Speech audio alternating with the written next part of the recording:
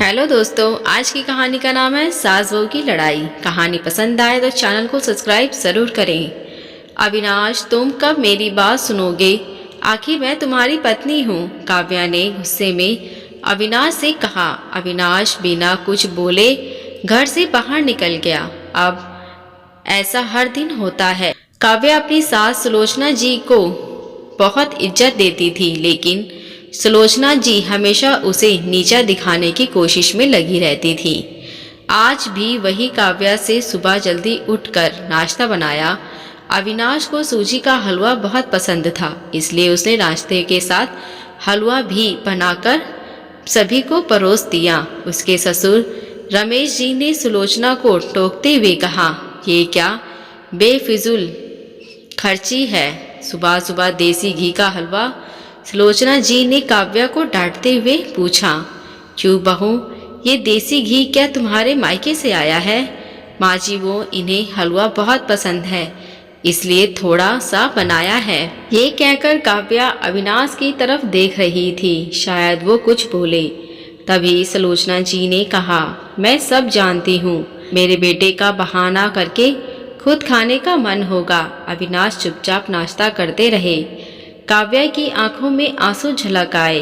इससे ज्यादा बुरा तब लगा जब अविनाश बिना हलवा खाए ही ऑफिस के लिए चल दिए। काव्या घर का काम समेटने में लग गई। इधर सुलोचना जी बाहर डाइनिंग रूम में बैठकर बड़बड़ाती रही। काम करके काव्या अपने कमरे में जाकर रोने लगी। कितनी नाजुक से पाला था उसके पापा ने, उसे आज भी याद है। एक बार उसने गाजर के हलवे बनाने के लिए कहा था, लेकिन माँ ने सूजी का हलवा बना दिया था। पापा को जब यह बात पता लगा तो वे तुरंत बाजार गए। वहाँ से ढेर सारा गाजर का हलवा लेकर आए थे और उस दिन बिना कहे 2-3 दिन में गाजर का हलवा बनाने लगे। आज उसे सूजी के हलवे के लिए कितनी बातें सुनाई जा रही हैं।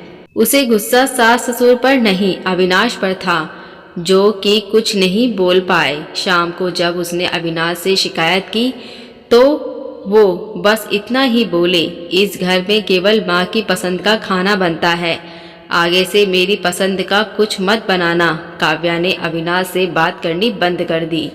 आखिर क्या कसूर था काव्या का? यही कि वह अविनाश से बहुत प्यार करती है। इस तरह कुछ दिन बीत गए। एक दिन काव्या ने सुलोचना जी से कहा, माँ जी, मैं अपने घर जाना चाहती हूँ कुछ दिनों के लिए, अगर आप कहें तो आज ही चली जाऊँ।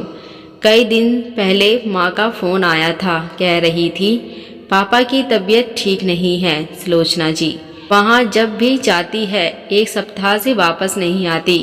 घर का काम कौन करेगा? तेरे ससुर और मेरा बेटा शाम को थक हार कर घर आएंगे, यहाँ उन्हें खाना भी नसीब नहीं होगा।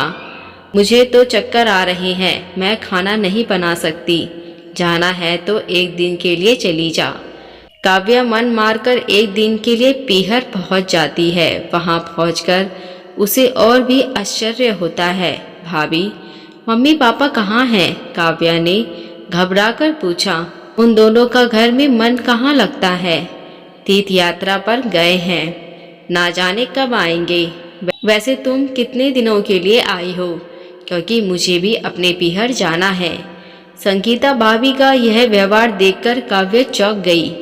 क्या ये वही भाभी है जो उनसे बहुत स्नेह जताती थी? काव्या सोफे पर बैठी सोच रही थी। अच्छा, वो जो भैया ने मकान के पेपर साइन करा लिए थे, मैंने अपना हिस्सा छोड़ दिया था, शायद उसी साइन के लिए मेरे से प्यार जताया जा रहा था। काव्या उठकर खड़ी हो गई। भाभी, मुझे कुछ काम याद आ रहा है, मैं फिर आऊंगी। ये कहकर वह तेजी से घर से बाहर निकल गई। पीछे के गेट बंद होने की आवाज़ से वह समझ गई कि उसके जाने से भाभी को कोई खास फर्क नहीं पड़ा। भारी कदमों से चलते हुए वह मंदिर पहुंच गई, क्योंकि शाम से पहले यदि ससुराल जाती तो सुलोचना जी उससे कई सवाल करती। मंदिर में जाकर उसने भगवान के दर्शन किए, बस ना कुछ मांगा ना कुछ बोला। भगवान के चरणों में शीश नव कर वह बाहर आकर बैठ गई।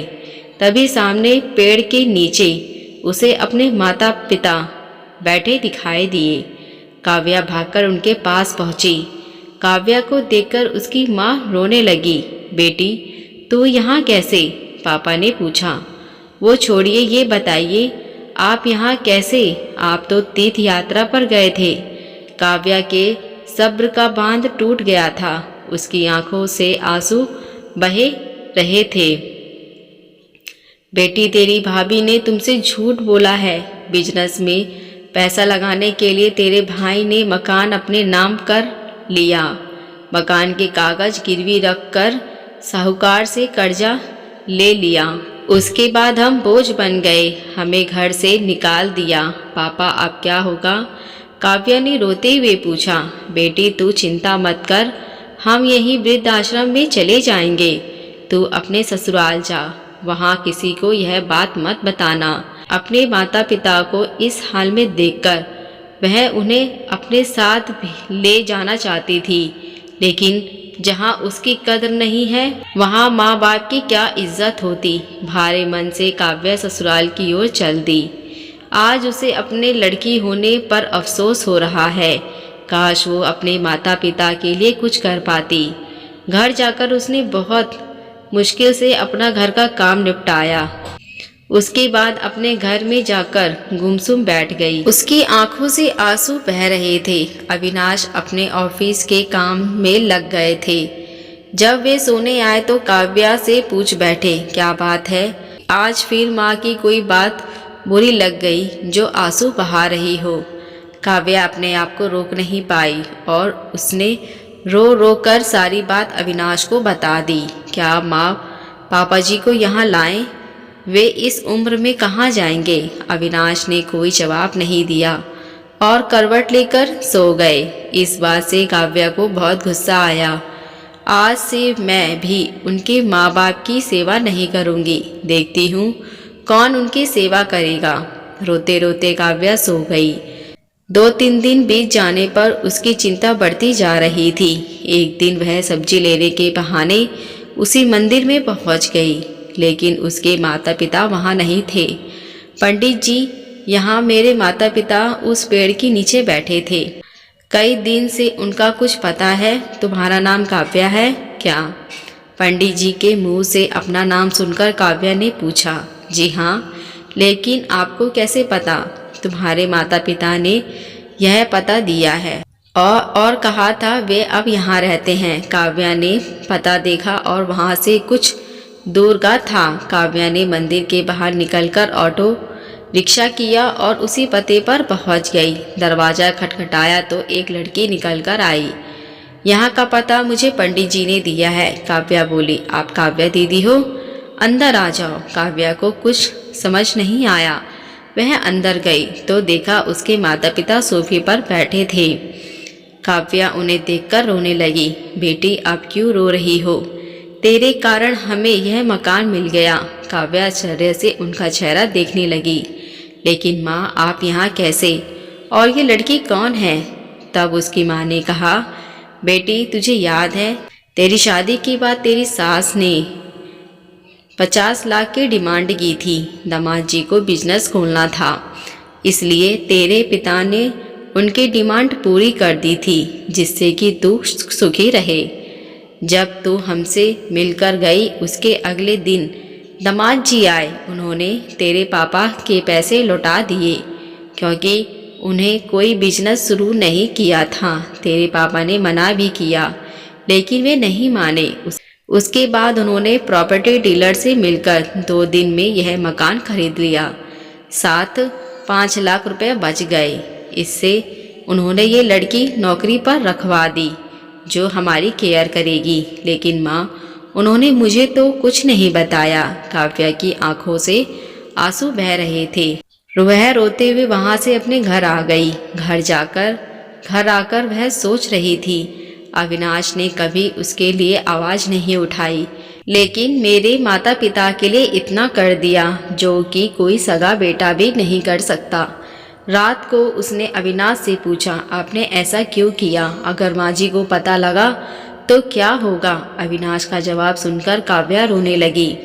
अविनाश ने कहा, जैसे तुम्हारे लिए ये माता पिता हैं, वैसे मेरे लिए भी तो वो माता पिता हैं। मैंने पैसे लेते समय ही सोच लिया था कि एक दिन ब्याज के साथ सारे पैसे लौटा दूंगा, लेकिन जब बिजनेस शुरू नहीं हो पाया तो मैं इन पैसों को अपने पास रखकर सही समय आने का इंतज़ार कर रहा था। अगर मैं तुम्हारे माता पिता को अपने घर ले आता तो उनका आत्मसम्मान हर दिन उन्हें धिक्कारता। बेटी के घर वे रहना पसंद नहीं करते, वे अपमानित ना हो, इसलिए मैंने ये सब किया। अविनाश, मुझे माफ़ कर दो। आज तक मैं तुम्हें गलत समझती रही।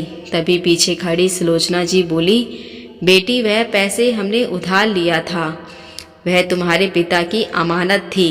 मैंने और अविनाश ने पहले ही फैसला किया था कि ब्याज के साथ तुम्हारे पैसे लौटा देंगे। चल अब सो जा, सुबह नाश्ता टाइम पर नहीं मिला तो अच्छा नहीं होगा। उसकी बात सुनकर काव्या, अविनाश और सुलोचना जी जोर से हंसने लगे। दोस्तों, ये कहानी आपको ज़रूर पसंद आएगी और अगर पसंद आए तो चैनल को सब्सक्राइब, लाइक, शेयर ज़रूर करें। देखने के लिए धन्यवाद।